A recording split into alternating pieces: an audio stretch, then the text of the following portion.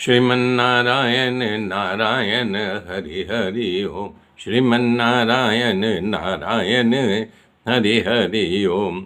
श्रीमन्नारायण नारायण हरि हरि ओम। श्रीमन्नारायण नारायण हरि हरि ओम।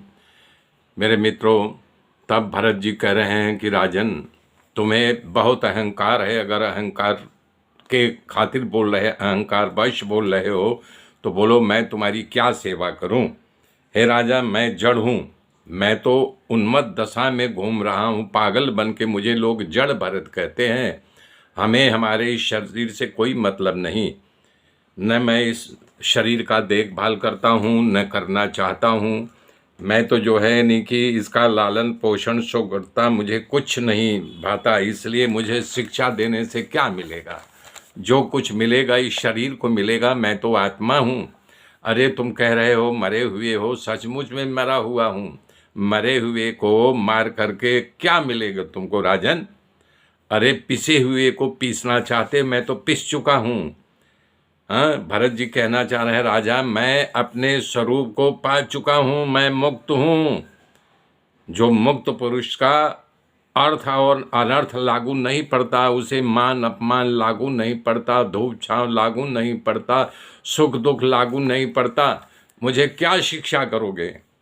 सुखदेव जी ने कहा कि इतना बोल करके भरत जी मौन हो गए और पालकी कंधे पर रख करके कहारों को इशारा करके पालकी लेके चलने लगे।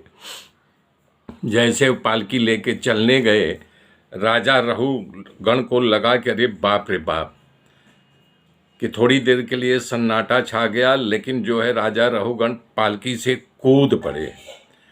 ऐसा हुआ कि जैसे अंगारे पर राख पड़ी हो और फूंक मार दो, राख उड़ जाए तो अंगारा दिखाई देने लगे। वैसे ज्ञान का अधिकारी तो था राजा रहुगण, लेकिन जब जड़ भरत इतना बोला तो छलांग मार करके कूद पड़ा पालकी से और जा करके सीधा जड़ भरत जी के पैरों पे गिर गया और अपना मस्तक उनके सर पर रख करके हाथ जोड़ करके बोलने लगा कि आपके कंधे पर जनेऊ है, निश्चित आप ब्राह्मण हैं।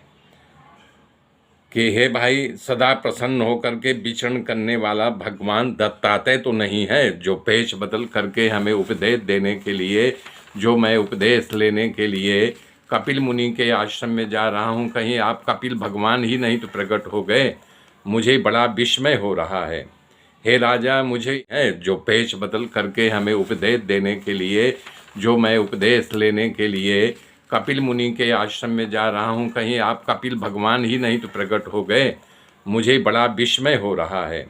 हे राजा, मुझे इंद्र के वज्र का डर नहीं है और भगवान महादेव जी के त्रिशूल से भी नहीं डरता हूँ, सूर्य अग्नि चंद्रमा से भी नहीं डरता, मैं यमराज के दंड से भी नहीं डरता, कुल के अपमान से मैं खूब डरता हूँ। इसलिए आप बताओ कि ज्ञान शक्ति को छिपा करके मूर्ख जैसे घूमने वाले आप कौन हो? हे महाराज, विषयों से तो सर्वदा आप विरक्त हो, अनासक्त दिखाई दे रहे हो, इसलिए आपका पहचानना कठिन है। आप समंदर जैसे है, आपके ओर छोर का किनारे का कुछ पता नहीं चल रहा है आपको देख करके। आप योग मुक्त हैं। मैं ये जानना चाहता हूं कि आखिर आप हैं कौन?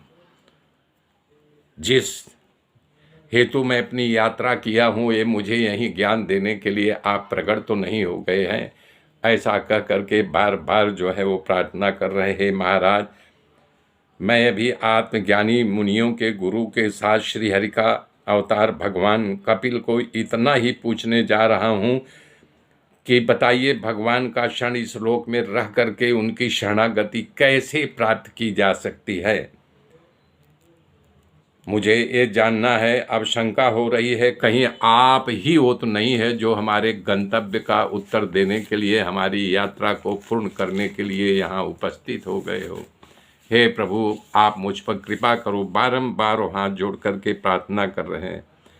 हे महाराज, घर में आसक्त विवेकहीन आप योगेश्वर की गति को मैं कैसे पहचान पाऊँ? मेरे ऊपर कृपा कीजिए। मुझे खूब अच्छी तरह याद है, युद्ध के मैदान में पालकी ढोने का मेरा भी अभ्यास नहीं था, लेकिन घायल को, सैनिकों को कंधे पर लाद कर लाना पड़ता था। इसलिए आप मेरा भार उठा करके थक गए होंगे। इसी तरह देह धर्म को मानने वाले आत्मा का असर कहाँ से होगा? मैं तो देहाभिमानी हूँ। देह में रख करके मैं राजा अपने आप को बताया, मैं दंड देने का अधिकारी बताया।